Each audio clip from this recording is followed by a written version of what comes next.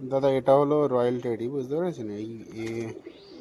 একদম বাঁ দিকেরটা হচ্ছে মেল, আর এই ডান দিকেরটা এটা হচ্ছে ফিমেল। ফিমেলটা একটু ছোটো, ছপর হয়ে গেছে, বাট মেলটা মোটামুটি অ্যাডাল্ট।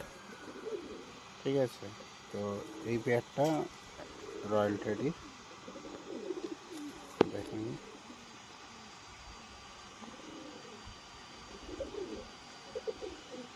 ঠিক আছে, আরও ভালো দাঁড়ায় দাদা। এখন তো বাইরে এনেছি, এর জন্য একটু ভয় পাচ্ছে, বাট এখন লেজ ফেজ ঠেকিয়ে দিয়ে দাঁড়ায়।